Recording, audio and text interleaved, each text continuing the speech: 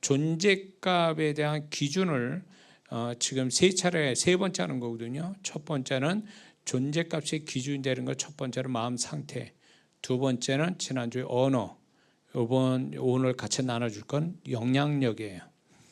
그래서 예수 믿는 사람이 영향력을 가지고 산다는 것은 그게 하나님의 뜻이고 주님께서 너희는 빛과 소금이다라는 것은 영향력을 의미하는 거거든요.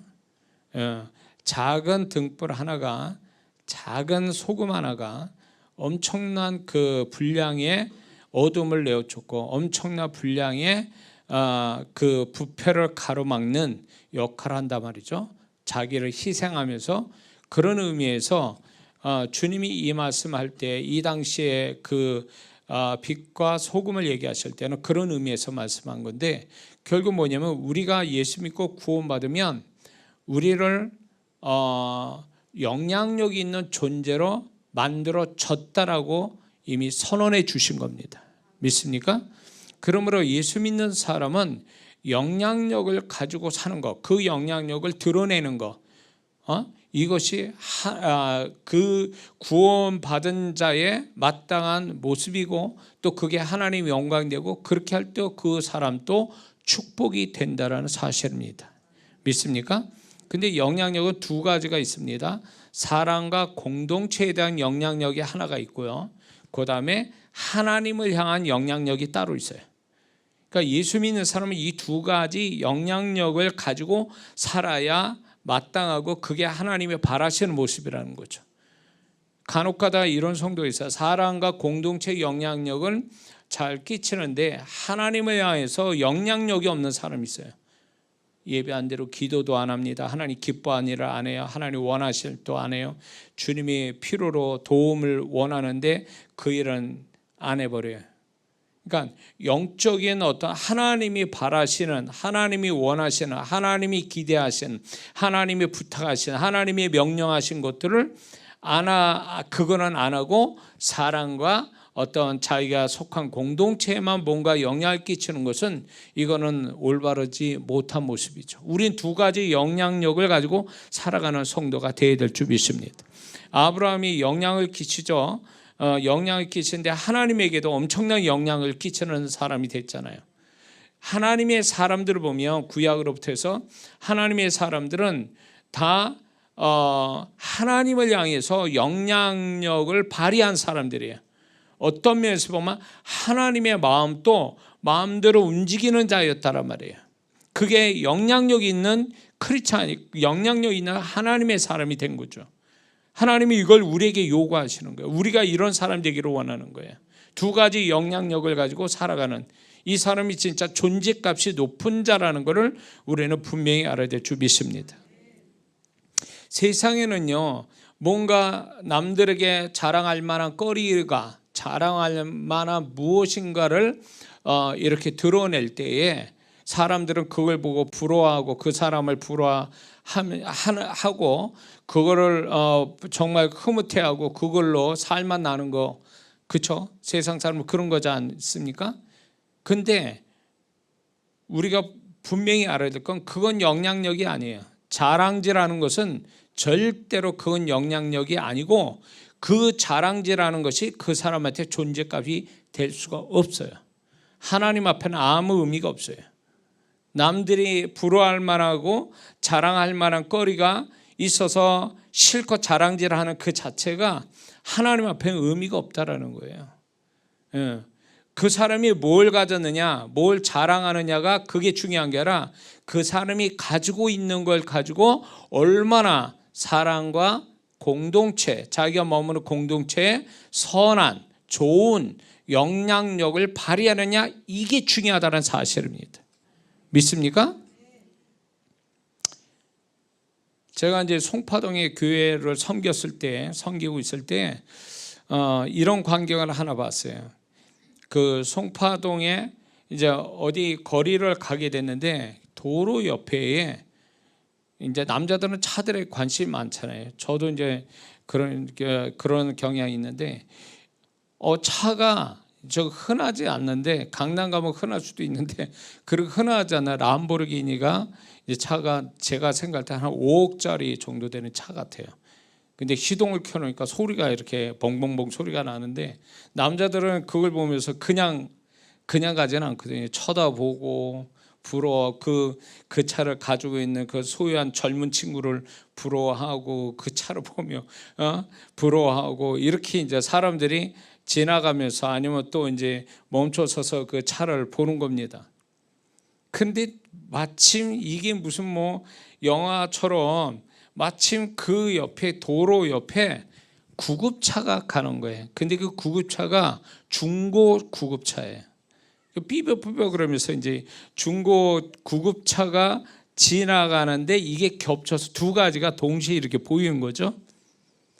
그걸 볼 때 제가 이걸 보면서 이것이 과연 어떤 게 더 가치가 있는 거냐, 어떤 게 더 영향력이 있는 거냐라고 볼 때에 이건 두말할 거 없죠. 자랑질하는 것은 영향력도 아니고 그런 가치가 없는 거예요. 하나님 앞에는 존재 가치가 없어요. 하나님이 보실 때는 어떤 사람이나 어떤 공동체에 유익함을 주고 좋은 선한 영향력을 끼치냐 안 끼치냐,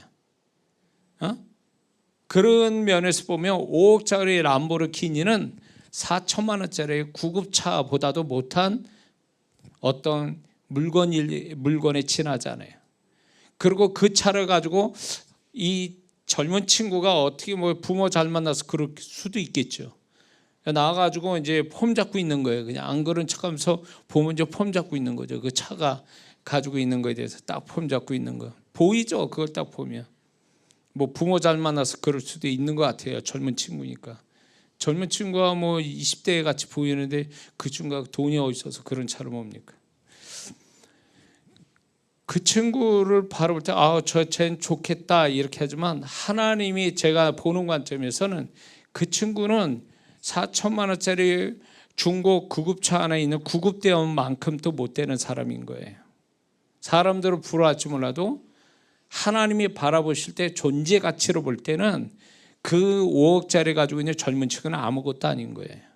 하나님 볼 때는 그 구급대원 그 한 사람이 오히려 저 존재 가치가 높고 존재값이 높은 사람이라는 거죠. 그래서 이게 사람이 보는 관점과 하나님 보는 관점이 달라요. 사람은 그냥 뭘 더 많이 가졌냐, 뭘 더 내가 가지지 못한 좋은 것이 뭐가 있느냐, 소유를 뭘 했느냐, 이거 가지고 그 사람을 평가하거든요. 그걸 가지고 그 사람을 높이고 낮추고 하는데, 하나님은 그렇지 않아요. 뭘 가졌느냐가 아니라 가지고 있는 걸 얼마나 영향력을 끼치고 있느냐는 거예요.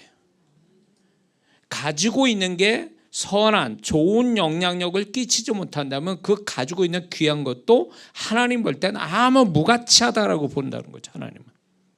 그러니까 예수 믿는 사람이 이 신앙생활 잘한다는 것은 뭘 얘기하냐면, 세상 그동안 살아오면서 세상 문화와 세상 그 교육을 받고 이렇게 만들어진 그 세상 가치관이 있잖아요. 이게 다 깨져야 되는 거예요. 그게 신앙생활 잘해요. 그게 깨지고 하나님의 말씀으로, 그분의 마음으로 빚어진 그분이 가지신 사고방식을 장착할 때에 이게 진정한 크리스찬이 되는 거거든요. 믿습니까? 근데 오늘날 많은 성도분들이 교회는 열심히 다니는데 속은 여전히 세상 사람 같은 패턴을 가지고, 사고의 패턴을 가지고 있다면 이 사람은 아직 신앙생활 한 사람들이 아니에요. 이런 사람은 행위로선 신앙생활하지만 속은 여전히 세상 사람 같은 사고 구조를 가지고 있다면 이 사람은 언젠간 주님 버립니다. 아무리 신앙생활 교회에서 열심히 한들 그 사람 속이 세상적이라면 그 사람은 언젠간 세상으로 돌아가게 되어 있어요. 그래서 우리는 예수 믿고 구원받아 교회 생활을 한다는 것이 결국 신앙생활을 한다는 게 뭐냐면, 겉을 그럴싸하게 크리스찬다운 행위를 갖게 만들어 주는 게 아니라 우리의 생각을 바꾸는 거예요. 우리의 내면을 바꾸는 거. 하나님의 바라시는 어떤 존재를 내면부터 만들어내는 사람이 신앙을 제대로 가지고 있는 사람이요, 그 사람이 주님을 부인하지 않고 주님 오신 날까지 끝까지 신앙을 지킬 수 있는 사람이란 거죠. 착해도 안 돼요. 착한 성도가 교회를 다녀요. 교회를 다녀서 착합니다. 근데 착한데도 사고 구조는 세상 사고 구조를 가지고 있고 세상이 살아있다면 그 사람은 언젠간 주님 버립니다. 우리는 착한 걸로 신앙을 유지하는 게 아니에요. 우리는 신앙 사람에서 우리 내면이 이렇게 다 그냥 분해돼서 세상 것들이 다 조각조각 나가지고 이거는 버려지고 하나님의 것으로 장착하는 거예요. 다시 조립되는 사람이 돼야 되는 거예요. 그게 행위가 아니라 내 내면이 그렇게 된다는 거예요. 이게 진짜 신앙의 능력은 결국 내면이 변화되냐 안 되냐 이 문제지, 행위를 얼마나 더 갖느냐 안 갖느냐 이 문제가 아니거든요. 교회 다니다가 세상으로 가버린 사람들이 악해서 그 세상으로 간 게 아니에요. 교회를 다녔지만 내면이 안 바뀐 거예요. 내면이 세상이 살아있고 죄가 있고 악한 영이 막 드글드글하게 역사하고 있는 가운데 어떤 무슨 그런 기분 나쁜 일, 교회에서 시험 들 일, 상처받을 일이 있으니까 그게 폭발해 버린 거야. 그 내면에 있는 세상과 죄와 악한 영이 아주 그냥 불을 지르는 거죠. 그 내면에. 그래서 교회 떠나는 거예요.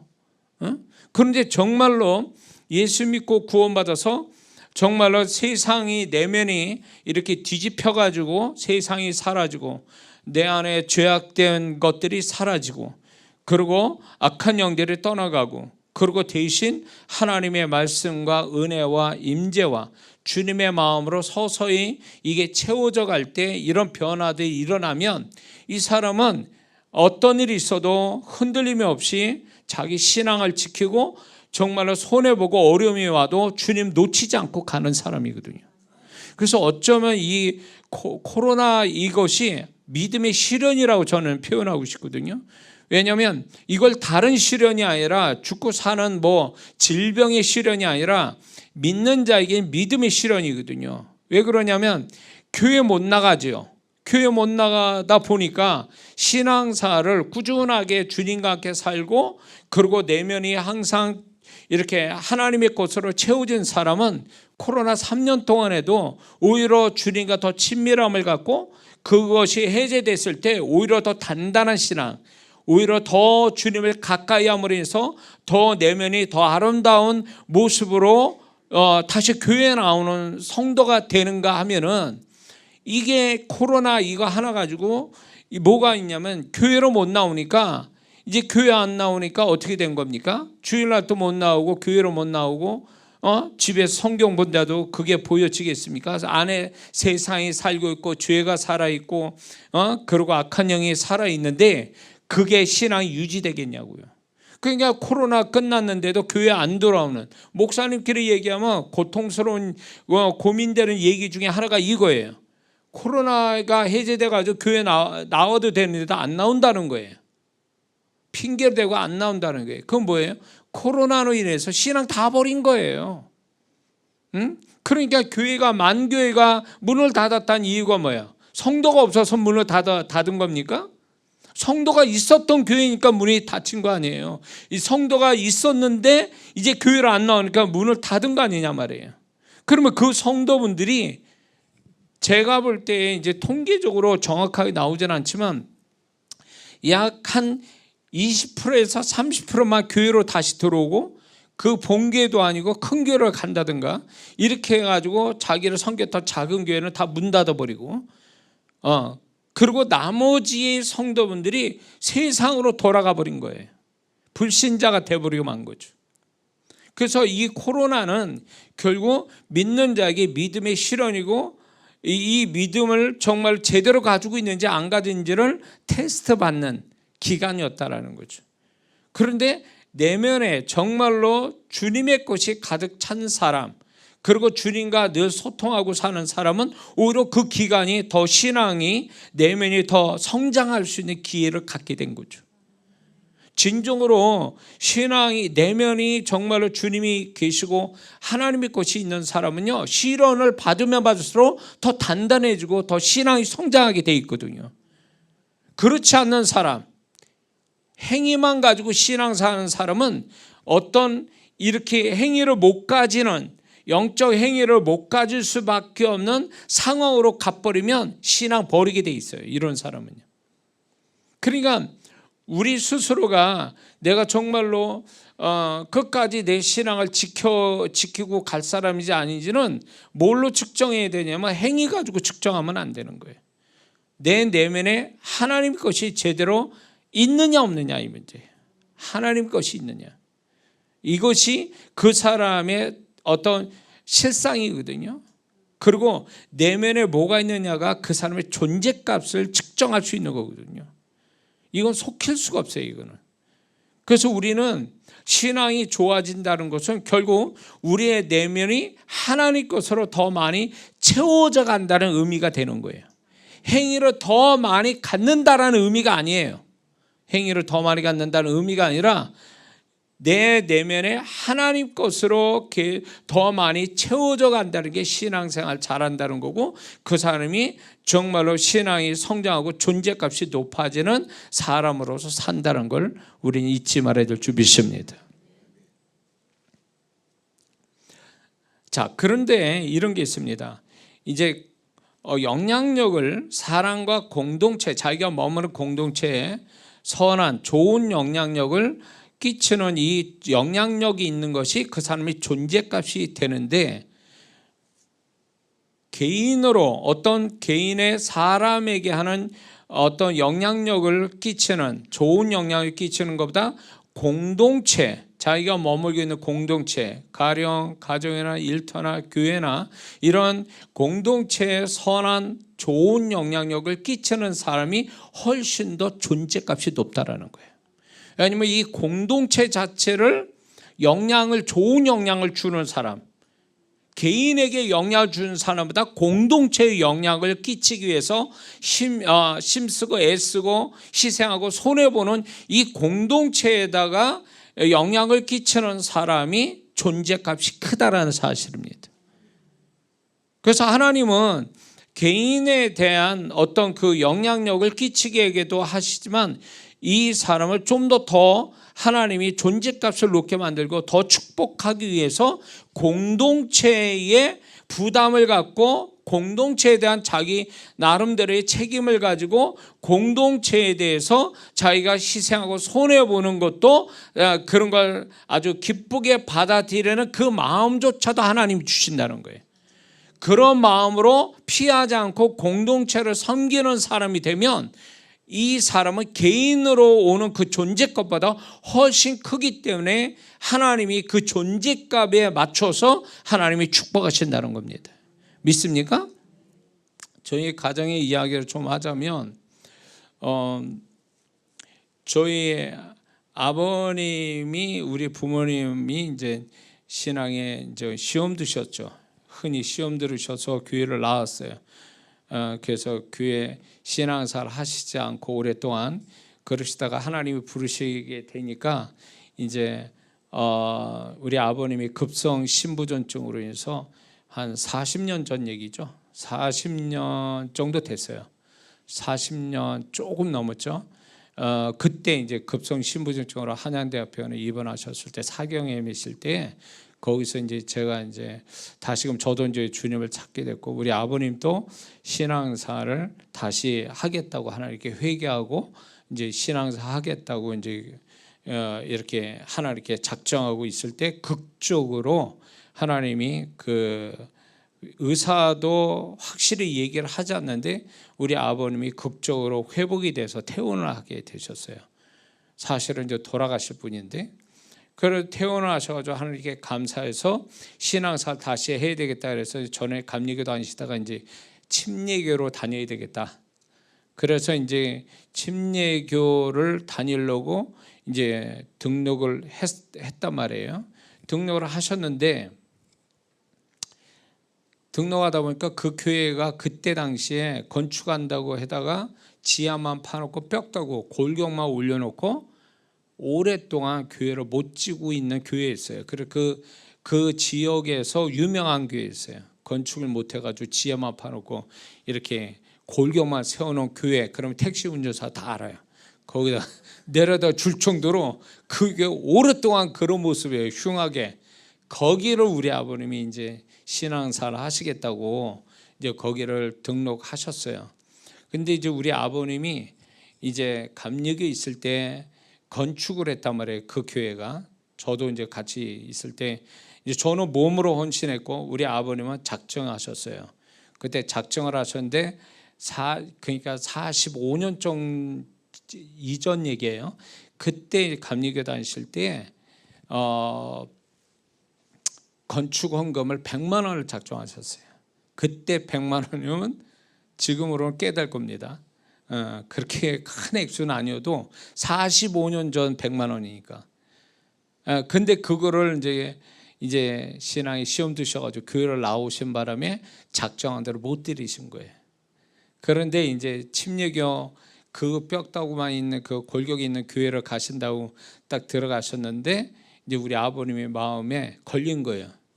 건축원금을 해야 되는데 못한 게 걸리신 거예요. 신앙생활 제대로 하려고 마음 먹고 있는데, 그래서 이제 우리 아버님이 그때 당시에 중고차 파니까 그게 70만 원인가 이렇게 나왔어요. 그래가지고 30만 원을 돕혀가지고 100만 원을 주중에 목사님께 드렸어요. 건축원금. 그냥 제가 건축원금 못한 걸 제가 드립니다 하고 목사님한테 드렸어요. 들고 이제 신앙생활 했는데 그 다음에 무슨 소식을 듣게 됐냐면 그 100만 원이 그날 그 목사님 찾아서 드렸던 그날이 바로 그 목사님 집에 와서 건축을 했지만 건축 비용을 안 줬다고 그래가지고 그 노가다 하신 분들이 다 와서 목사님 집에서 땡깡을 피우고 있었던 시간이었단 말이에요. 그런데 우리 아버님이 딱 100만 원 헌금 건축원금 드렸는데 그날 줄 돈이 100만 원이었던 거예요. 이 놀라운 얘기죠. 그래서 우리 아버님이 그 건축원금의 부담을 그렇게 해서 드렸는데 그 교회에 이제 빚을 그 급한 빚을 건축에 대한 빚을 갚게 됐죠. 그리고 신앙생활을 했어요. 그런데 우리 부모님으로부터 신앙 떠나서 살 때 뭐 안 좋은 일이 굉장히 많았거든요. 근데 그렇게 이제 우리 아버님 다시 신앙생활하고 저도 다시 신앙생활 한다고 이렇게 들어가서 온 가족들이 다시 교회를 나가기 시작하니까 이제 우리 아버님이 일터에 다시 직장에 복귀하시고 또 우리 어머니도 건강하시고 또 애들도 우리 동생들도 취업이 되고 저는 신학교로 가게 되고 그래서 집안이 갑자기 뭐 평화가 오는 거예요. 모든 게 물로 흘러가듯이 그냥 삶이 그렇게 흘러가게 된 거예요. 그러면서 이제 동생들이 결혼하게 되고 뭐 이런 일들이 이제 그때 생긴 거죠. 이렇게 하나님이 결국은 그 100만 원 드린 건축원금이 우리 집안에 놀라운 축복을 우리 부모님부터 시작해서 우리 가족 모두가 그 축복을 다 받는 이런 저희 간증이 있거든요. 그래서 이제 하나님이 그 100만 원이 그렇게 큰 돈이 아니어도 정말 하나님께서 그렇게 또 공동체에 교회라는 공동체에 유용하게 타이밍에 딱 맞춰가지고 헌신하니까 하나님이 그걸 기쁘게 여기셔서 저희 가정을 모든 걸 다시 회복하게 하시는 역사를 제가 경험했거든요. 그래서 제가 정말 이걸 예언적으로 말씀드리는데 건축원금 드린 분들이 있지 않습니까? 헛되지 않습니다. 반드시 주님께서 이 우리 교회 건축은 하나님이 시작했고 진행하고 계시고 그분이 끝내 성취하셔서 영광을 받으실 줄 믿습니다. 여기에 동참한 모든 분들은 주님께서 반드시 30배, 60배, 100배의 축복을 반드시 주실 줄 믿습니다. 그래서 제가 그걸 위해서 지금도 기도하고 있고요. 자, 그래서 개인보다는 공동체에 영향력을 끼치는 사람이 오히려 존재값이 높다라는 걸 잊지 말고 하나님이 내가 머무는 공동체에 뭔가 영향을 끼치라고 우리에게 부담을 주시고 뭔가를 어떻게 하기를 바라신다면 그거 피하지 말고 남이 보든 안 보든 뭐라 하든 상관없이 그거를 행하게 되면 하나님께 반드시 그 존재값, 행하고 난 다음에 존재값을 높여서 반드시 거기에 맞는 하나님의 손길이 온다는 걸 잊지 말아야 될 줄 믿습니다.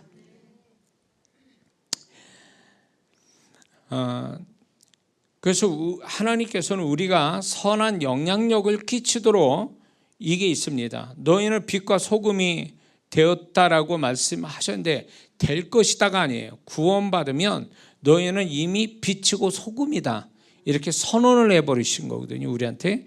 그래서 우리는 그런 존재가 되어져서 하나님이, 주님이 이렇게만 말씀하신 게 아니라 우리가 살아가는 동안에 반드시 하나님께서 내가 빛과 소금이 되는 선한 좋은 영향력을 끼치는 어떤 상황이나 역할이나 어떤 일을 하도록 이끄신다는 거예요. 여러분들 그 경험하셨습니까? 그런 역할을 주세요. 빛과 소금이 되는 역할, 뭔가 좋은 영향력을 끼치는 어떤 일, 역할, 자리, 위치, 이런 것들을 주셔서 그 일을 하도록 우리에게 또 마음 또 주신다는 거예요. 그래서 그래, 이거 할 만해, 하나님이 나한테 맡겨주신 거야, 그러면서 손해가 나에게 손해가 나고 누가 알아주지도 않는데도 그거를 감당한다면 하나님이 이렇게 선한 영향력을 자기가 손해보면서 희생하면서 하는 사람을 하나님 왜 이렇게 하시는가? 물론 우리 존재를 그렇게 만드셨지만 이 사람을 그 다음에 이거를 행할 때 그 다음에 오는 축복을 만나게 하시려고 먼저 그걸 하게 하시는 거예요. 그러니까 피해서 도망간다고 이 사람이 당장은 편하겠죠. 손해 안 보고 뭐 그렇겠죠. 그러나 분명한 것은 그 다음에 오는 축복을 놓친다는 거죠. 그래서 정말 하나님이 축복할 사람은요, 어떤 공동체를 할 때 뭐 교회도 있지만 소그룹도 있어요. 그런 데서 뭔가 하나님이 너는 이걸 네가 책임져라, 네가 감당해라, 네가 좀 손해 좀 봐라, 이거를 좀 희생하라, 뭔가 좀 열심을 내라. 그래서 다른 사람한테 그 공동체에 축복을 줘라, 도움을 줘라, 어떤 길을 열어줘라, 뭐 이렇게 그런 마음을 주시거든요. 그런 마음 주시거든. 그거 하는데 힘들다는 것만 생각하지 말고 하나님이 이걸 시킬 때 그 다음에 오는 하나님의 나를 존재값을 높여서 그 존재값에 맞는 축복을 반드시 만나게 하신다는 이 확신을 가지고 해야 된다는 거예요. 믿습니까? 그래서 이런 게 있습니다. 예수 믿는 사람이 자기에게만 집중하고 자기의 어떤 다른 사람보다 나은 어떤 모습만 계속 거기에 도취돼 가지고 그거를 자랑하려고 하고 그거에 도취돼서 그렇게 살아간다면 이 사람은 하나님 뜻과 상관없이 사는 자요, 이 사람은 존재값이 높아질 수 없고 이런 사람은 축복을 진정으로 주님이 예비한 축복을 못 받게 돼 있다는 거죠. 그러니까 자, 다윗이 물맷돌 가지고 결국 그의 인생이 열리기 시작했지 않습니까? 그 전에 하찮은 집안에서도 무시당하는 존재였단 말이에요. 그럼에도 불구하고 이 다윗이 아버지의 양을 지키기 위해 최선을 다했거든요. 그러면서 자기 나라에 대한 그 모독하는 블레셋, 그 골리앗에 대해서 자기가 정말로 그동안 가졌던 그 모든 것들을 정말로 자기가 하는 그 물맷돌을 사용해서 정말 자기가 좀 의로운 어떤 이 이스라엘이라는 자기 민족에 대한 어떤 마음을 가지고 희생하려고 하는 마음 가지고 나온 거잖아요. 죽을 각오하고 그렇게 하는 데서 그 이미 다윗은 그렇게 고백하고 그렇게 골리앗 앞에 섰을 때 이미 그 사람은 존재값이 높은 자가 된 거예요. 왜냐하면 이스라엘 공동체를 생각해서 자기가 이렇게 싸우다 죽어도 좋다라는 마음을 가지고 그래서 자기가 어떻게든지 자기가 할 수 있는 데까지 해서 최선을 다해서 선한 긍정적 영향력을 끼치려고 당당히 쓴 거잖아요. 죽음을 각오하고. 이미 골리앗 앞에 쓸 때는 이미 다윗은 존재값이 골리앗 이상으로 존재값이 높은 자가 된 거죠. 그리고 하나님이 정말 그가 정말 하는 대로 역사를 하셔서 한 방에 끝냈잖아요, 골리앗을. 이게 존재값에서 나오는 능력이고, 존재값을 통해서 이제 다윗이 어떻게 됐습니까? 사울의 그 천부장이 되고 사울의 사위가 되지 않습니까? 이게 존재값을 발휘했을 때, 그 존재값에 맞춰서 영향력을 끼쳤을 때, 영향력을 나타낼 때, 그 다음에 오는 축복이 뒤에 나타나지 않습니까? 바로 이런 거죠. 다윗이 하나님을 정말 사랑해서, 하나님을 정말 지극히 사랑해서 그가 성전을 지으려고 할 때 이미 그 마음을 보시고 하나님은 이 다윗의 존재값을 엄청 높이셨거든요. 그래서 그 이름을 위대하게 만드시고 나는 그의 아버지가 되고 그는 내 아들이 된다라는 이 말씀까지 하시거든요. 이거는 결국 하나님께서 존재값이 그 내면에 다윗의 내면에 가지고 있는 내면과 그가 표현하는 말과 그 의지를 보시고 하나님은 이미 성전을 지은 것처럼 그를 칭찬하고 계셨거든요. 그거는 결국 다윗은요, 어떤 그 하나님의 성전이라는 위대한 일에 대한 어떤 이런 마음을 가지고 하나님 앞에 영광이 되게 하기 위해서 자기의 가지고 있는 모든 것을 좋은 이 성전 짓는데 영향력을 끼치려고 하는 그 모습에 하나님은 다윗만큼 위대한 왕이 없게 하시고, 그 다윗이 정말 하나님이 끝까지 그를 존귀하게 여기셨다는 건 대단히 중요한 일인 거죠. 믿습니까? 자, 그래서 오늘날 우리가 정말 영향력 끼치는 사람으로 산다는 것이 하나님의 뜻이고, 우리가 그렇게 살도록 우리를 삶을 세팅해 놓으시고 이끌어 가실 때 우리는 거기에서 자꾸 계산하고 자기 이득만 생각하고 이렇게 살 게 아니라, 우리는 하나님께서 뭔가 영향을 끼치라고 역할 주시고 위치 주시고 일을 주실 때 그거를 해야만이 존재값이 높아지고, 존재값이 높으면 당연히 그 존재값이 높은 데서 나오는 축복이 그 다음에 이어진다는 걸 우리는 알아야 될 줄 믿습니다. 이런 게 있어요. 왜 어떤 사람이 삶이 더 나아지지 않고 또 그 사람이 어떤 사람이나 공동체에서도 어떤 가치가 있는 존재로 점점 이렇게 발견이 되고 사람들한테 그렇게 대우를 받아야 되는데, 그게 아니라 오히려 갈수록 밋밋한 거, 그냥 그 수준에서 있든가 아니면 더 바닥을 치든가 환경이나 사람이 더 무시당하고 더 바닥으로 내려간다면 이 사람은 문제가 있는 게 뭔지 아세요?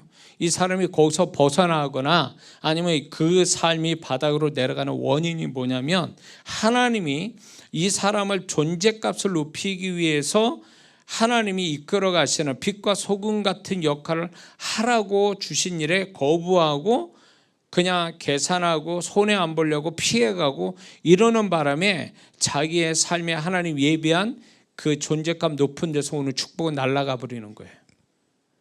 그리고 오히려 그렇게 함으로 인해서 오히려 예수 믿는 사람이 이기적으로 산다, 자기 소유물에만 이렇게 기뻐하고 그걸 가지고 있는 것만 기뻐하고 살아간다면 이 사람의 존재값은 떨어지게 돼 있어요. 존재값이 떨어지면 그의 관계된 것과 그의 삶의 질이 떨어지게 돼 있단 말이에요. 이런 사람 있죠. 교회는 잘 다녀요. 그런데 그 사람의 교회 바깥의 삶의 내용을 보면 이거는 존중을, 하나님이 이 사람을 그러니까 세상에서 존중받지 못하고 오히려 더 이렇게 바닥을 치는 생활이나 사람의 관계 속에서 뭔가 좀 내려앉아 있는 사람이 있다면 이 사람은 존재값이 낮아졌기 때문에 그런 거예요. 교회를 다닌다 할지라도 교회 바깥에서의 존재값을 높이는 하나님의 이끄심을 거부하고 자기 편한 대로 이기적으로 그런 태도를 가지고 피해 다니다 보니까 존재값을 높이는 하나님의 손길에 하나도 미치지 못하니까 이 사람은 결국은 그런 태도 때문에 오히려 존재값이 떨어지는 거예요. 떨어지니까 존재값이 떨어지면 이 사람의 삶의 질도 그렇고 하나님이 이 사람에 대하는 것도 달라요. 존재값이 높을 때 오는 그분의 대하시는 거와 존재값이 떨어질 때 그분의 대하시는 게 다르다고 분명히 제가 말씀드렸죠. 제 경험도 얘기했고. 근데 많은 성도분들이 이걸 몰라요. 이게 상황이 그런 걸로만 알고 있고 사람을 안 좋은 사람 만나서 내가 이렇다라고만 생각하지 자기가 존재값이 이렇게 점점점 내려가서 존재값이 내려가니까 삶도 내려가고 하나님의 손길도 멀어져 가는 이런 거를 이게 모르고 있다라는 거죠. 그 모든 시작은 뭐냐면 이 사람이 존재값을 높이지 않는 데서 문제가 생긴 거예요. 그러니까 이런 상관관계에 대해서 이걸 믿지 않아요. 믿지 않고 그냥 살다 보면 이런 사람이 있고 이런 일도 있는 거지 뭐 이렇게 세상 사람같이 그냥 당연하게 그렇게 우연히 자연스럽게 만나지는 일이라고 그러지만 예수 믿는 사람이 우연과 저절이 어디 있어요? 저절로 되는 게 어디 있어요? 예수 믿는 사람은 우연이라게 존재하지 않아요. 다 그게 하나님의 섭리 안에 있고 하나님의 메시지가 다 거기 있거든요. 우리는 그거를 알아채야 된다. 분별력이 있어야 된다는 거죠. 응? 이게 다 나하고 관계가 돼 있는 거예요. 내 삶에 있어서 나하고 내가 주인공 돼서 하나님 나를 이끌어갈 때 내가 어떻게 하냐에 따라서 나의 관계된 게 다 달라지는 거예요. 근데 우리는 나를 빼놓고 생각하는 거죠. 나를 빼놓고 내가 관계된 사람이나 환경, 상황만 가지고 우리는 자꾸 해석하려다 보니까 정답이 안 나오는 거예요. 왜 자기 삶에 자기를 빼놓고 얘기합니까? 하나님은 나를 주인공 삼고 나로 인해서 모든 게 파생이 되고 나로 인해서 높아지기도 하고 낮아지기도 하고 잘 되기도 하고 잘못되기도 하는데 왜 나를 빼놓고 얘기하냐는 거죠. 그러니까 많은 사람들이 기도할 때도 자기를 빼놓고 얘기해요. 하나님 앞에 자기를 잘게 분해해서 하나님 앞에 내가 뭐가 문제인지를 자꾸 하나님 앞에서 자기를 찾아보고 그걸 발견해서 그거를 버리고 고치고 그분이 바라는 어떤 생각과 고백과 어떤 태도를 갖기를 힘써야 그걸로 인해서 하나님이 내 삶을 다시 새롭게 하시는 은혜가 오는 건데 그런 거를 경험 못 한다는 거죠. 왜? 나를 빼놓고 항상 생각하니까. 나를 빼놓고 나 때문에 생긴 일인데.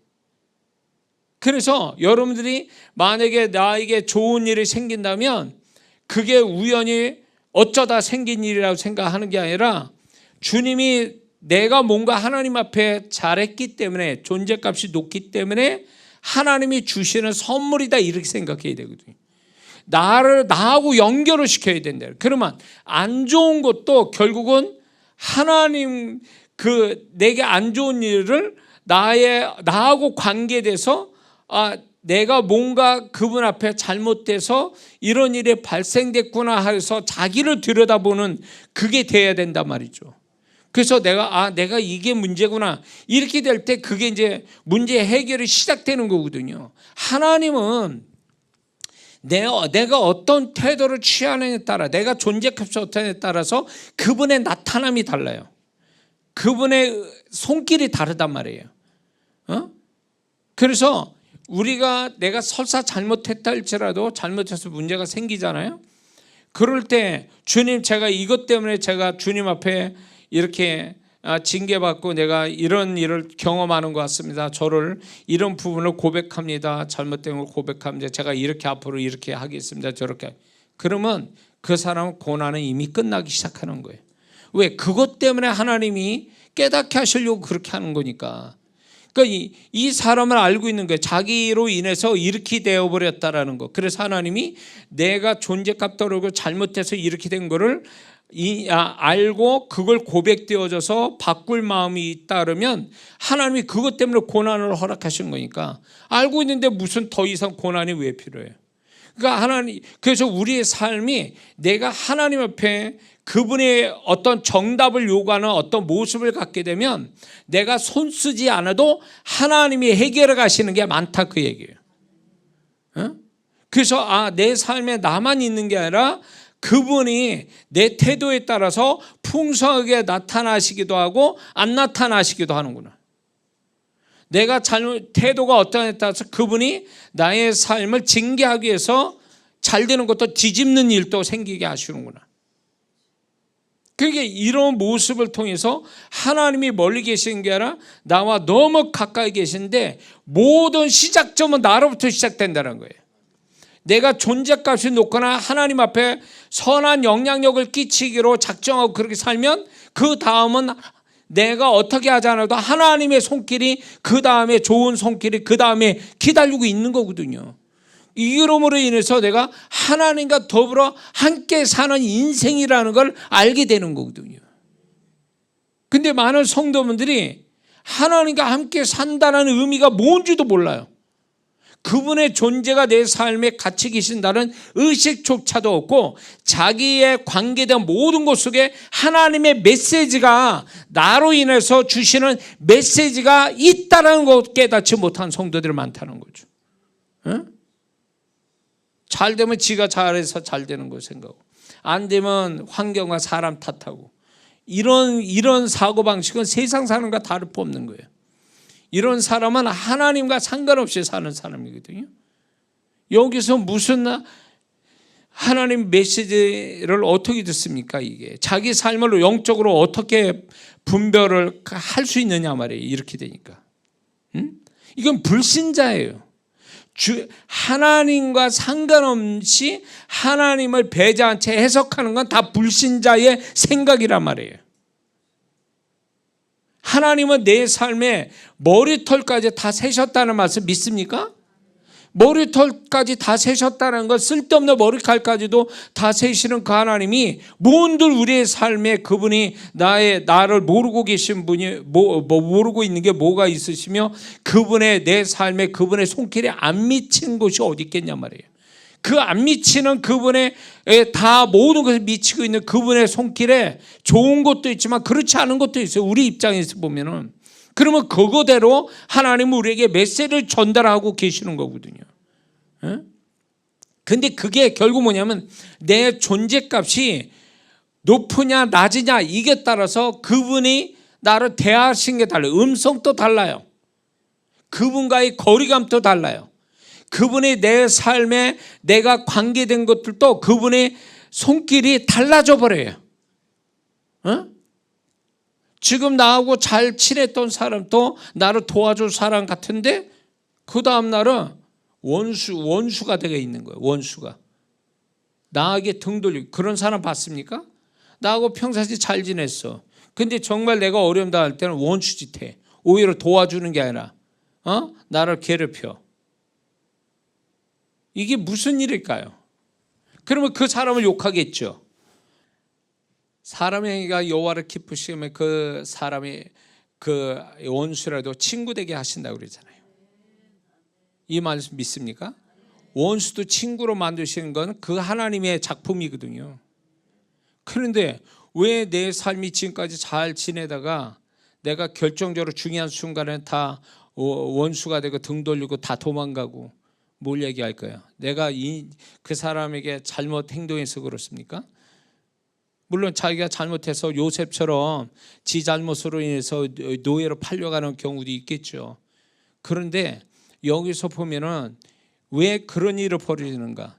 그거는 내 존재값이 떨어질 때 나타나는 현상이 그거예요.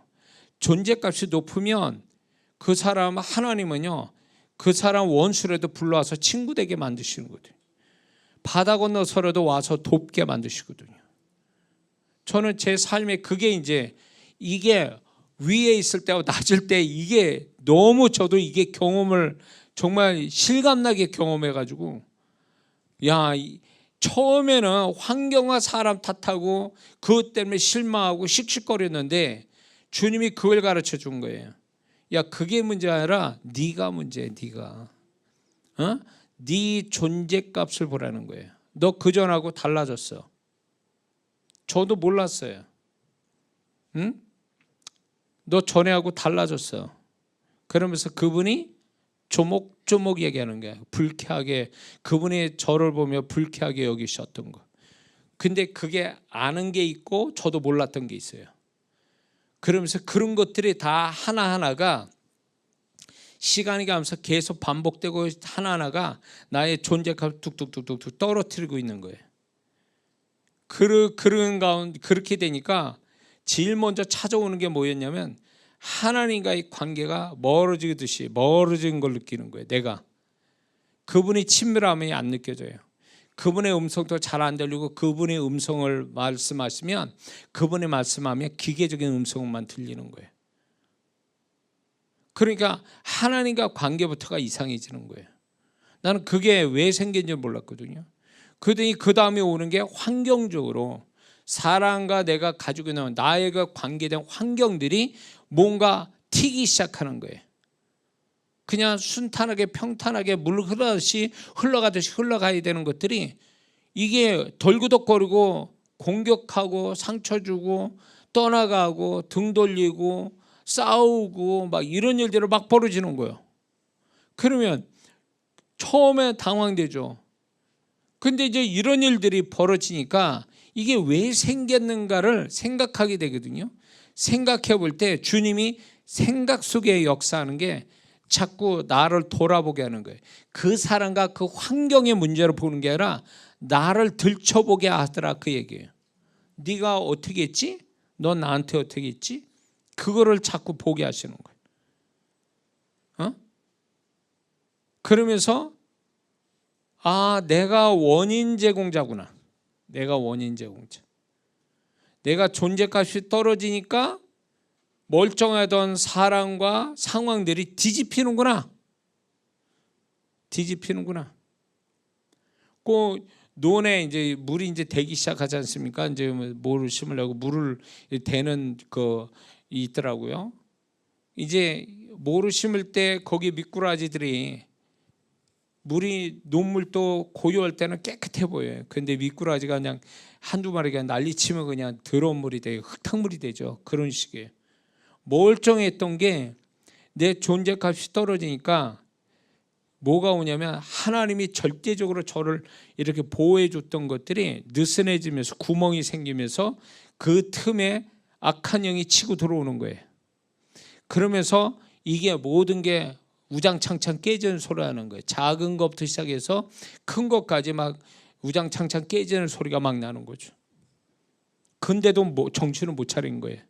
이게 원인이 어디서부터 출발된지를 몰랐던 거예요. 근데 이걸 가지고 하나님께 기도할 때 이제 제가 여러분과 함께 나누면서 제가 강조하는 게 그거죠. 나를 먼저 봐야 된다는 거. 나의 관계된 거는 나부터 먼저 생각해야 된다는 거. 그래서 나를 뒤져보니까 문제가 많았던 거예요. 나는 자꾸 눈이 내가 지금 관계된 것과 내가 하고 있는 일에만 너무 초점을 두다 보니까 나라는 것을 분해하고 나를 세밀하게 봐서 하나님 원하는 어떤 내면을 갖는 거에 소홀히 했던 거. 그래서 존재값이 나도 모르게 서서히 떨어져 나가는 것, 바닥을 이렇게 낮아져 가는 거를 저도 몰랐던 거예요. 그거를 발견시켜 주신 거죠. 발견시켜 주신 거예요. 응? 그리고 이게 이제 주님께서 어떤 개인이나 어떤 공동체, 제가 사역을 하면서 개인이나 공동체에 저를 이렇게 뭔가 저의 것을 가지고 뭔가 도움을 주라고 자꾸 부담을 주실 때에 제가 의도적으로 피한 것들도 있어요. 그러니까 그렇게 저도 이제 계산적으로 생각한 거죠. 저 사람은 내가 도와줘도 그 사람은 나한테 뭐 보상해 줄 것도 없고 그냥 나하고 이렇게 빠이빠이 하면 더 이상 뭐 천국 가서나 볼 얼굴이고 막 이런 가운데 제가 인간적으로 그렇게 했던 것들이 있었던 거예요. 그러니까 주님이 그거를 굉장히 불쾌하게 여기신 것 같아요. 그래서 구원받거나 구원 안 받거나 둘 중에 하나잖아요. 구원받은 것도 아니고 안 받은 것도 아니고 이런 건 없잖아요. 그것처럼 내가 존재값에 합당하게 그분이 높여주신 존재값 높여주는 그 일을 하면 존재값이 높아지는 데서 오는 축복이 있지만 그걸 안 하잖아요. 그러니까 반대 현상이 일어나는 거예요. 반대 현상. 그분이 불쾌하게 여기시고 별로 그렇게 기분 좋게 생각 안 하시니까 결국 그것이 내 존재값이 떨어지니까 해야 될 일을 안 하니까 그것만큼 존재값이 이렇게 그대로 유지되는 게 아니라 해야 될 걸 안 하니까 존재값이 떨어지더라는 거예요. 떨어지니까 자연히 존재값이 원래 있던 자에서 낮추니까 여기서부터 희한한 일들이 생기는 거죠. 희한한 일들이.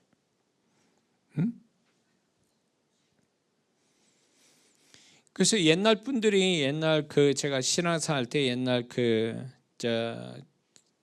신앙생활 할 때 집사님들 그때 당시 분위기가 뭐였냐면 무슨 일만 있고 기도 시작하면 무조건 회개부터 시작했거든요.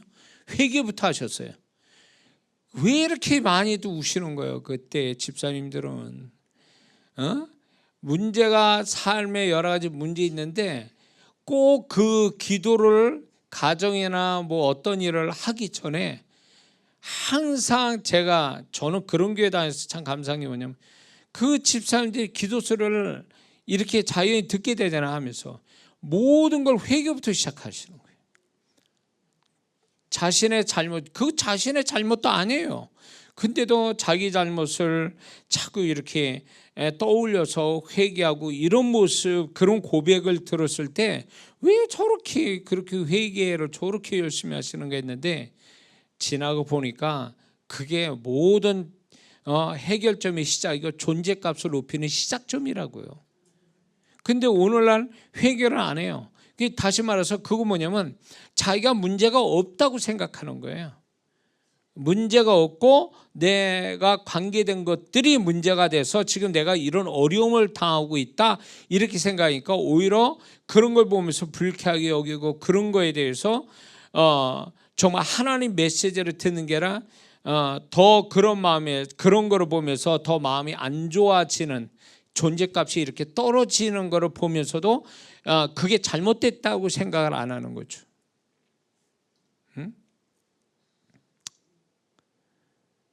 자, 그래서 우리는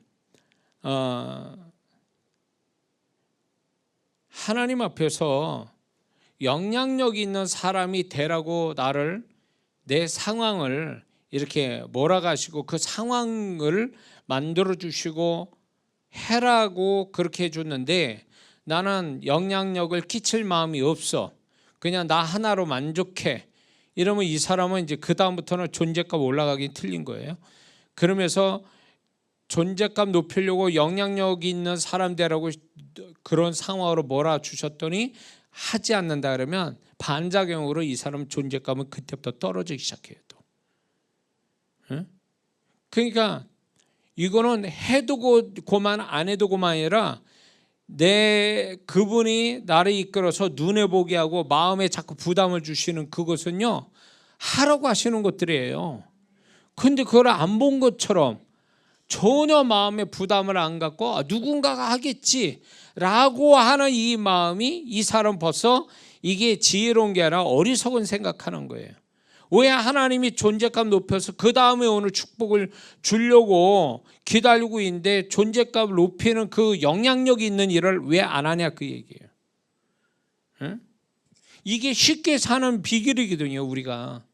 이게 그래서 하나님의 손길을 내가 수고한 것보다 그분의 수고가 더 많은 사람이 인생 잘 사는 거거든요. 이 사람이 정말 축복된 인생을 사는 거예요.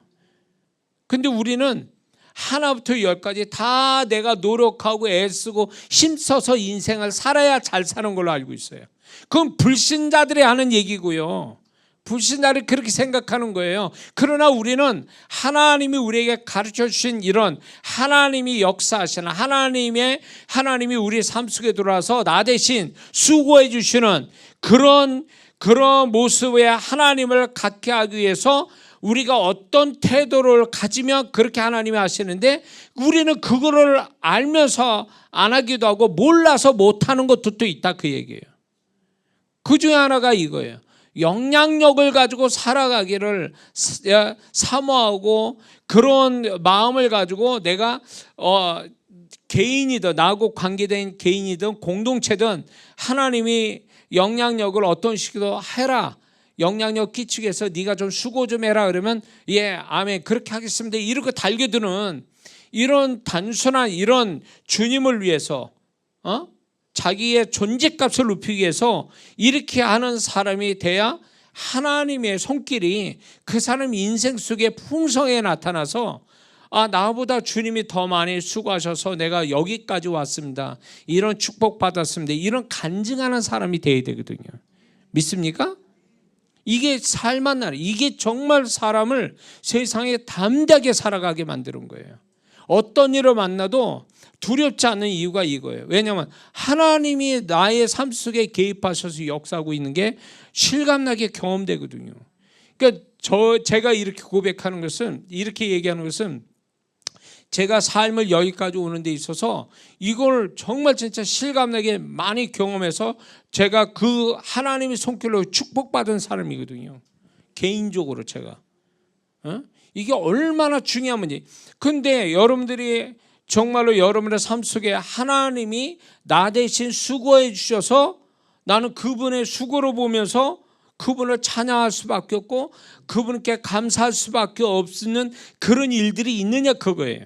만약에 그런 일이 있다면 그 사람은 하나님 앞에 존재값이 높기 때문에 그런 일이 벌어지는 거예요.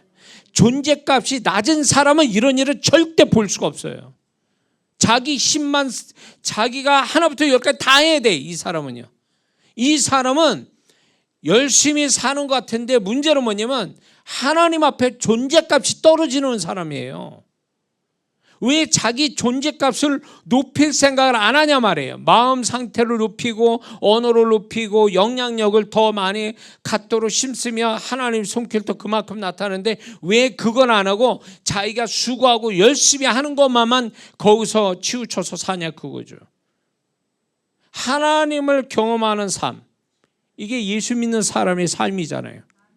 아브라함이 얼마나 하나님과 함께 사는 거를 정말로 세상 그 당시에 세상 사람한테 얼마나 눈에 보도 봤으면 아비멜렉과 군대장과 비골이 너는 뭘 해도 하나님과 함께 이런 세상 사람이 그 말을 할 정도가 되면 아브라함이 얼마나 존재값이 높고 아브라함이 하는 것에 하나님 세상 사람이 눈에 보도 하나님이 일하심을 얼마나 많이 봤으면 이런 말을 하겠냐 그거예요.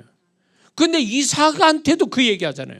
아비멜렉이 동일한 얘기하거든요. 또 그게 이게 뭐예요? 하나님 앞에 존재값이 높으니까. 근데 아브라함이나 이삭이나 야곱이나 요셉이 공통점이 뭐냐면 하나님 앞에 존재값이 높았다라는 거예요. 하나님 앞에 존재값이 높으니까 하나님의 주권적으로 일하심이 그의 인생 속에 얼마나 많았냐 그거예요. 이걸 우리는 보면서 이걸 왜 옛날 얘기처럼 그 사람들만의 얘기인 것처럼 우리는 생각해야 되냐 그 얘기예요. 그 모든 핵심은 뭐냐면 하나님이 바라는 존재값이 되니까 하나님이 일하심이 그렇게 풍성하게 나타나더라 그거예요. 그러면 우리가 존재값을 높이는 데 있어서 오늘 말씀의 주제처럼 하나님이 영향력 있는 사람 되라고 이끄시면 그냥 하는 거예요. 거기에 맞춰서 너무 이기적이고 자기만 생각하고 편하기만 하려고 그러고 귀찮으니까 안 하려고 하고 이런 다음에 이 사람은 어리석은 거예요. 당장은 편할지 몰라도 존재값이 떨어지면 하나님의 손길은 그만큼 없다는 얘기지. 응? 오늘날 성도분들이 이런 게 있어요. 그 교회도 뭐 만교회가 문 닫고 이렇게 저렇게 하지만 이제 옛날보다도 성도분들이 공동체 또 같이 함께한 사람들에 대해서 같이 이렇게 모든 걸 좀 나누고 또 책임지려고 하고 이런 마음들이 과거보다 희미해졌어요. 그러니까 어떤 일을 보냐면 같이 축복을 받아야 되는데 다 개인주의로 돌아가 버리니까 남을 신경 안 써요. 같은 한 교회 다니는데도 옆자리에 누가 있는지도 모르고 옆에 사람하고 말도하지 않고 관심도 없어. 나 하나만 촉해. 이게 개인 이기주의로 돌아가 버리니까 이게 결국은 그 성도도 교회에는 다니지만 공동체를 섬기라고 교회를 다니겠는데 공동체를 안 섬겨요. 자기만 은혜 받고 복 받으면 된다는 생각 같지만 정말 그게 복이 올까요? 복 안 옵니다. 하나님이 축복 안 하세요. 그리고 교회 정말로 교회를 통해서 축복받는 사람의 모습들을 보세요. 개인적이고 이기적이고 계산적이고 그런 성도들이 복을 받는 게 아니거든요. 그만큼 누군가를 책임져주고 영향력을 끼치기 위해서 희생하고 공동체를 해서 애쓰고 힘쓰는 그런 사람이 축복을 받지, 그냥 교회만 왔다리 갔다리 지 편한 대로 나오고 싶으면 나오고 안 나오고 싶으면 안 나오고 하고 싶으면 하고 뭐 관심 없어. 교회가 어떻게 돌아가는지 옆 사람은 어떻게 되는지 이게 관심 없어. 그런 사람이 무슨 축복을 받겠습니까?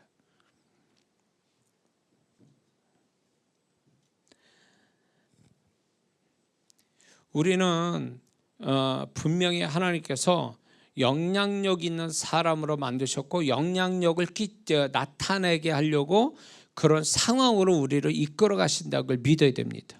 그래서 그거에 대해서 피하지 마세요.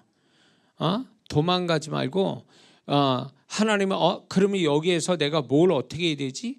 내가 뭘 가지고 희생하고 손해보고 뭔가 내가 어떤 도움이 돼야 되는 건가라고 먼저 그걸 생각해야 돼요. 이 사람이 존재값이 이제 시작되는 거예요. 높아지기 시작하는 거예요. 이런 생각 자체가 벌써. 주님은 그러기를 원하시거든요. 믿습니까? 뿐만 아니라 우리는 사람과 공동체만 우리가 영향력을 끼치려고 하는 것으로 멈추는 게 아니라 하나님 앞에 하나님을 향해서 영향력 있는 성도로 사는 걸 심써야 될 줄 믿습니다. 하나님을 향해서 영향력을 끼치는 자. 우리가 흔하게 하나님에게 영향력을 끼치는 건 뭡니까? 대표적인 게 기도하는 거죠. 기도하는 게 하나님이 뭔가 움직이게 하는, 그분에게 영향을 끼치는 하나의 영적 행위거든요. 기도한다는 게.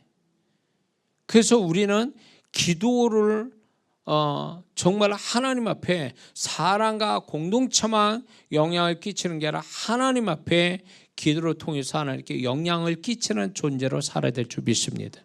그리고 하나님이 이렇게 하나님이 원하시고 기뻐하신 일, 하나님이 나의 도움을 필요로 하실 때 내가 기꺼이 그분이 다른 사람 몰라도 하나님이 나한테 이걸 시켰다. 하나님이 나를 이 부족하지만 나를 이런 부족한 것인데도 나를 통해서 뭔가 도움받기를 원하신다라고 할 때 기꺼이 내가 그렇게 하는 사람 될 때 정말로 그게 하나님 앞에 영향을 끼치는 사람으로 사는 줄 믿습니다. 교회가 그리스도의 몸이잖아요. 주님의 몸이란 말이에요. 그래서 교회가 필요로 하는 건 주님이 필요로 하는 거예요. 목사가 필요로 하는 게 아니란 말이에요. 그럴 때 이 교회가 그리스도의 몸이요, 여러분들이 교회 다니는 성도들이 그리스도의 지체라고 분명히 말씀하고 있죠. 그러면 그리스도의 몸된 지체로서 주님이 부르실 때는 그 그리스도의 몸된 교회에 필요로 해서 부르신 거거든요. 그럴 때 잘 능숙하지 않지만 부족하지만 그래도 내가 시간을 내서 내가 모든 어떤 에너지를 쓰고 그리고 내 필요한 것도 하면서 드리면서 뭔가 교회에 도움이 된다면 이게 하나님께 영향을 끼치는 사람으로 사는 것인 줄 믿습니다. 그리고 우리가 이제 전도하는 것도 그렇죠. 전도하는 것도 결국 하나님을 기쁘시게 하고 하나님 원하는 일을 하는 거잖아요. 그게 하나님께 영향을 끼치는 사람으로 살아가는 거죠. 믿습니까? 아브라함이 소돔과 고모라 성을 위해서 기도한 것은 그래서 6번이나 아브라함이 기도 내용을 바꿔도 하나님이 정말로 그 기도를 다 수용하시고 허락하셨다라는 것은 아브라함의 기도가 하나님 마음을 이렇게 움직이는, 영향을 끼치는 자로 나타나고 있는 거거든요. 근데 그거는 왜 그렇습니까? 아브라함이 하나님과 동일한 마음을 가졌기 때문에 그래요. 그건 뭡니까? 아브라함이 생명을 살아가는 그 마음, 하나님도 이 생명을 멸망시키기를 작정을 했지만 그들이 그것이 하나님의 절대적 뜻은 아니었던 거예요. 이들이 회개하고 돌이키면 니느웨 사람처럼 살려주시고 그들을 다시금 회복시켜 주시는 그분의 은혜가 긍휼이 있거든요. 근데 이 아브라함이 그 마음을 알고 있었던 거예요. 하나님 사랑하는, 영혼을, 생명을 사랑하는 그 마음을 아브라함도 갖고 그 마음 가지고 기도하니까 아브라함과 무슨 소돔 고모라 사람들은 무슨 관계가 있어요? 아무 관계가 없어요. 그러나 아브라함도 생명을 사랑하는 그 하나님의 마음을 같이 갖고 있으니까 그 아브라함의 기도를 하나님이 들으신 거예요. 그래서 그 기도를 들으시고 정말로 6번이나 바꾸시는 것도 결국은 그 아브라함이 생명을 사랑하는 그 마음을 아셨기 때문에 받으신 거거든요. 그게 하나님 마음을 움직이는, 하나님에게 영향 끼치는 아브라함의 모습인 거죠. 그러니까 우리도 영혼을 살리는 그것이 결국 하나님께 영향을 미치는 자로 사는 거잖아요. 하나님께 영향을 미치고 사는 자가 존재값이 높아질 수밖에 없다라는 거죠. 응? 그래서 우리는 이런 게 필요합니다. 내가 어떤 사람의 관계 속이든 어떤 공동체에 있든 간에 내가 영향력을 발휘하지 못하는 것, 영향력을 나타내지 못하는 것을 속상해야 돼요. 사실은 그게 정상적인 크리스찬이에요. 내가 있음에도 불구하고, 예를 들어서 나는 빛인데 세상에 내가 머물고 있는 데가 다 어두움이야. 죄악으로 가득 찼어. 세상 조직 속에 세상 사람 다 쥐짓고 사는 세상 사람 속에 어쩔 수 없이 내가 돈 벌고 해서 있지만 나는 빛이란 말이에요. 저 사람들은 어두움이고. 그럴 때 내가 빛된 존재로서 그 사람들의 어두움을 내어 쫓아줄 수 있는, 어두움을 내어 쫓아줄 수 있는 빛의 영향력 있는 사람으로 사는 걸 살기를 사모해야 되는데, 내가 빛인데도 저 사람이 어둠 속에 계속 있고 내가 빛인데도 저 사람이 오히려 어둠이 나를 빛을 삼키려고 하는 그런 모습에 대해서 억울함을 가져야 되고 우리는 속상해야 돼요. 그 부분에 대해서. 그래야지 그걸 내가 세상 사람과 같이 사는데 그들과 어울리는 것이 당연하다라고 생각한다면 이 사람은 어둠에 삼킨 빛에 지나지 않다는 거죠. 그러면 존재값 떨어지는 거예요. 우리는 빛이고 소금인데 선한 좋은 영향력을 끼치는 존재로 살아가도록 이끌어가는데 내가 그런 듣거나 말거나 그들이 원하거나 원치 않거나 나는 그렇게 영향력을 나타내야 되는 사람이거든요. 그럴 때 하나님은 그들이 변화되든 안 변화되지 않든 상관없이 내가 그런 어떤 영향력 있는 사람으로 드러나는 그 자체를 하나님이 기뻐하시고 내가 그런 모습을 드러낼 때 내 존재값을 높여주신다는 걸 잊지 말아야 됩니다. 변화되면 좋죠. 내 영향력을 통해서 저들이 변화되는 거 좋지만 그렇지 않는다 할지라도 실망할 거 없어요. 내가 그런 모습으로 내가 영향력이 있는 존재로 드러나는 그 자체로 하나님이 기뻐하시거든요. 그걸로 존재값이 높아지는 거예요. 그래서 나로 인해서 변화되면 더 좋은 거고 하나님이 영광 받으시는 거고 그렇습니다. 자, 그래서 예수 믿는 사람들은 이렇게 영향력 있는 사람으로 살아가는 그것이 결국 예수님 닮은 모습이에요.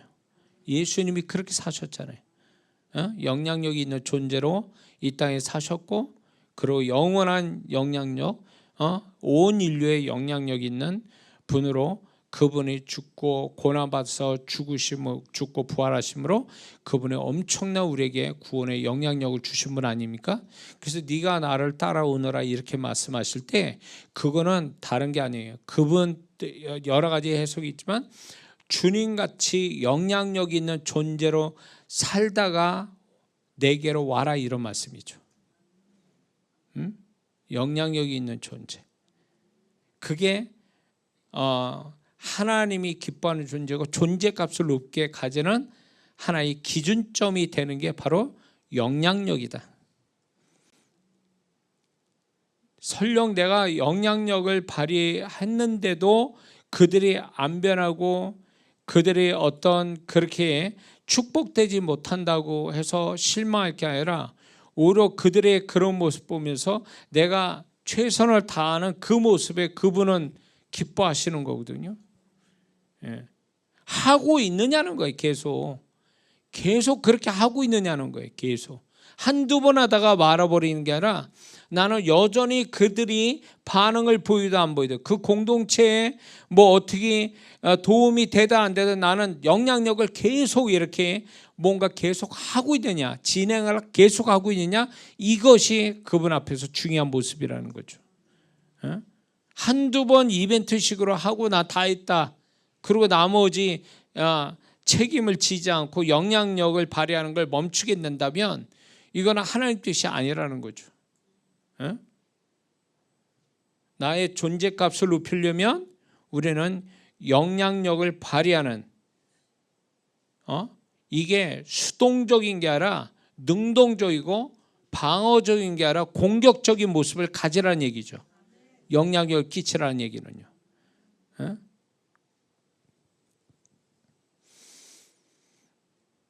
그래서 또 이런 게 있습니다. 영향력을 끼치는 사람으로 살아가는 데 있어서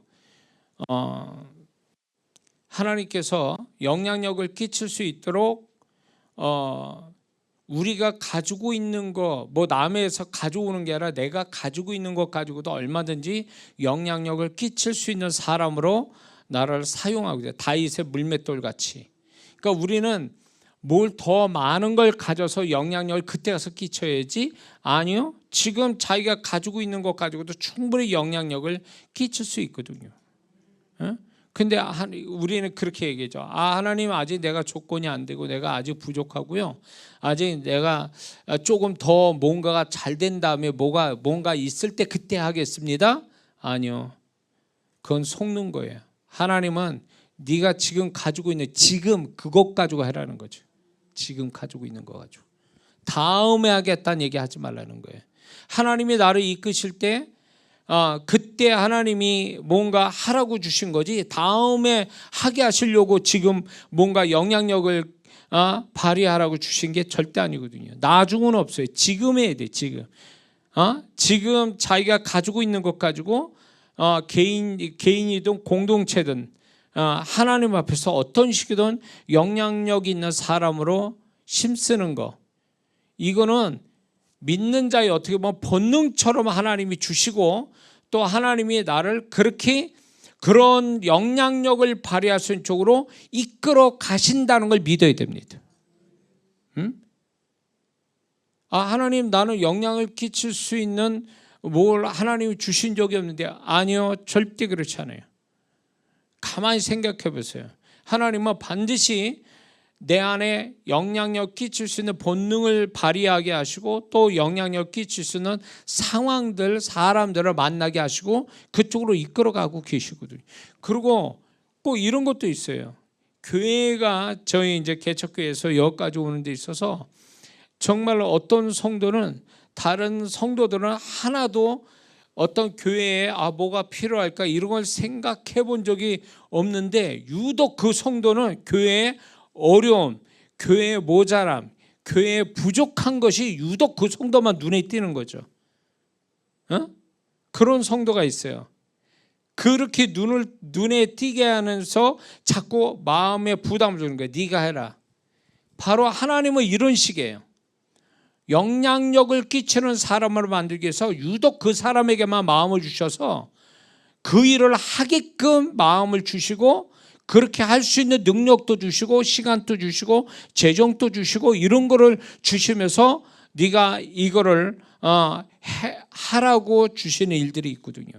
이게 결국 그 사람을 하나님이 어떤 영향력이 있는, 남이 알아주는 영향력이 아니라 하나님이 알아주시는 영향력으로 존재값을 높여주시고 존재값 높은 자에게 주신 축복이 뭔가를 뒤에 가서 간증하게 만드시려고 그런 마음을 주시는 거거든요. 응? 그럴 때 여러분들 마음속에 개인이든 공동체든 간에 그 상대방이 요구하지도 않는데, 뭘 바라지도 않는데, 내 마음에 저 사람한테 이걸 해주면 좋겠어. 다른 사람 몰라도 내가 이 공동체에 뭘 어떻게 해야 되는 거 아닌가? 라고 마음을 만약에 갖는다면 그건 그 사람이 인간적으로 마음을 가진 게 아니라 영향력을 갖도록 성령께서 이끌어 가시는 거예요. 그러면 그거에 순종하면 반드시 존재값을 높이고, 그리고 그 존재값 높은 데서 오는 축복을 만나도록 하나님이 이끌어 가시는 거예요. 이게 굉장한 어떤 영적 공식과 같아요. 영적 공식. 그렇기 때문에 예수 믿는 사람이 뭡니까? 이기적이고 계산적이고 자기만 알고 있고 자기가 가진 거 자랑질만 하려고 이렇게 한다면 이 사람은 신앙생활 잘못하는 거예요. 존재값이 높아질 수도 없고 존재값이 높은 데서 오는 축복은 이미 그 사람은 경험 못한다는 거죠. 그러면 그 사람을 제껴놓냐? 아니요. 계속 마음을 주시겠죠, 하나님이. 왜냐하면 예수 믿는 사람 본능은 그게 있으니까. 그리고 자꾸 그런 상황으로 몰고 가시거든요. 특히 뭔가 개인이든 공동체든 뭔가 할 수 있는 사람, 하나님 보실 때 얘는 충분히 이거는 거기 그 사람에게 필요하고 이 공동체에 너무나 필요한 존재라고 하면 반드시 하나님이 그걸 이끌어 가시거든요. 그거를 감사히 여겨야 돼요. 그거를 기쁘게 여기고 순종할 때에, 그게 그렇게 순종할 때 기분 좋은 것도 있지만 그렇지 않고 피곤하고 힘들고 어렵고 자기 것을 희생해야 되는 것들도 있거든요. 그러나 그거 뒤에 오는 존재감 높아서 주시는 그 다음에 축복에 비하면 이건 아무것도 아닌 거예요, 사실은. 예. 그래서 우리가 존재값이 높아진다는 이 말이 추상적 단어가 아니에요. 실제적으로 이제 경험될 수 있는 단어거든요. 존재값이 높고 낮음이 하나님이 나하고 상대하는 게 달라지고, 존재값이 높고 낮음에 따라서 내 삶에 관계된 것들의 모양이 달라진다는 거죠. 그래서 우리는 존재값을 높이는, 그 존재값을 높이기 위해서 영향력을 갖게 하시는 쪽으로 우리는 거부하지 말고 피해가지 말고 그거를 책임지려고 붙잡고 애쓰고 힘쓰는 그런 사람 대해서 존재감 높아서 축복받는 여러분 되시길 주의 이름으로 축원합니다. 기도합니다.